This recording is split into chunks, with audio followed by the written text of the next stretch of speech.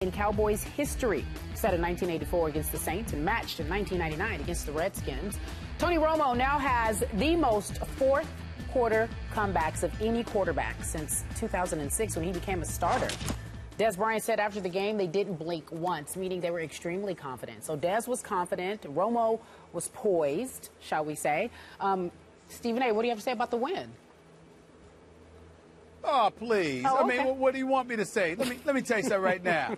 First of all, Dez Bryant needs to stop lying to the American public. We didn't blink. It certainly didn't look like that on the sidelines when they were bickering amongst one another like the dysfunctional, delusional bunch they are. They were just but I'll firing give each other credit up. where credit is due. The Dallas Cowboys came back.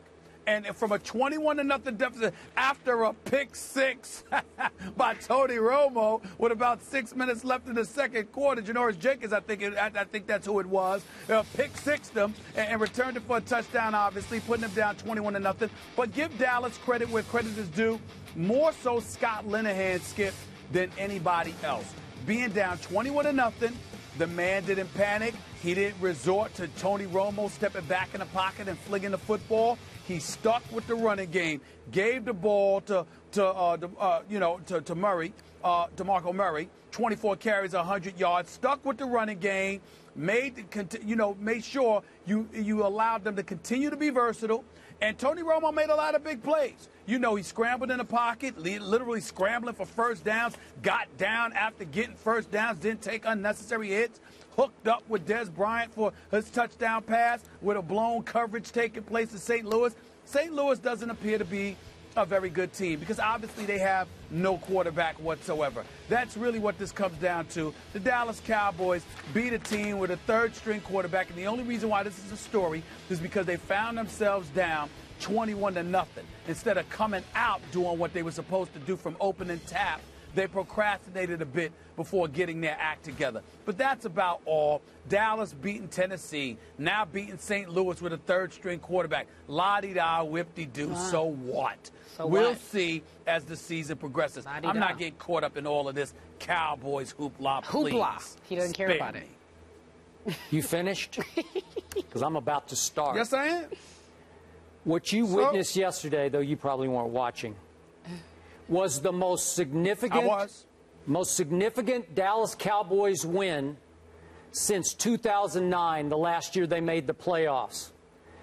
That team yesterday showed me some backbone that none of the previous 5 years of Cowboys have shown ever, because those teams knew if they got down 21-0 on the road, they just throw in the towel because they were not going to be held accountable by Jason Garrett or Jerry Jones or anybody else in that locker room. This team has some true character. This team started off, as usual, with DeFumble Murray. DeFumble, that's what I'm calling him. That's 3 straight games, DeFumble Murray, that you have coughed it up on the opening drive and said, here, put us in a hole. And then my man, Tony Romo, throws the pick six you referred to.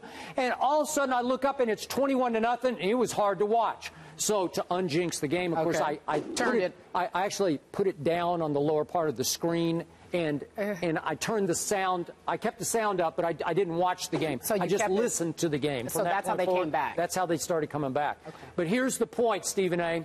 When it was time to make plays early in the fourth quarter, Tony Romo was clutch. You mentioned the first play. It's 3rd and 13 at the 16. They're in big trouble, and Tony Romo started to look a little healthy to me because he escapes, as we can just see here, up the middle. He makes Alec Ogletree completely whiff, and he gets the first down. And then right after that, it becomes 3rd and 14 at the 25, and he throws an absolute laser to Terrence Williams for the first down. Then they get the big pass eye, and then he hits Terrence Williams again for the touchdown, and it's 27-24. And remember, my defense yesterday did not have its best defensive player in the first 2 games, Rolando McClain. Could not go. Justin Durant, another starting linebacker, could not go. And Skandrick, in the end, was taken out of the game. I don't know what his status. What's that? Is a third-string quarterback. What you need them for? Because he's torching what's left of my defense. And what happened in the last series of the game? Mo Claiborne, who had been torched the whole game by the third-string quarterback, who's pretty good, by the way, Austin Davis. Mo Claiborne finally made a big play. Yeah, he's better than that. He should be real all right because he was a high pick in the draft that they traded up for.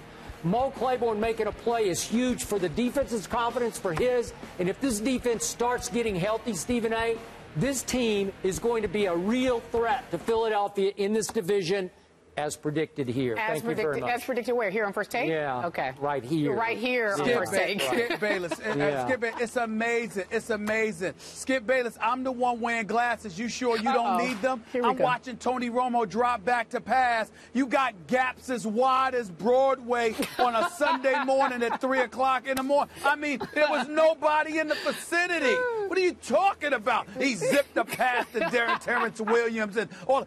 Who was near Jay? I mean, Des Bryant didn't have the defenders for St. Louis were in Dallas. They were nowhere to be found. Blown coverages all over the place. What are you talking about? What are you talking about?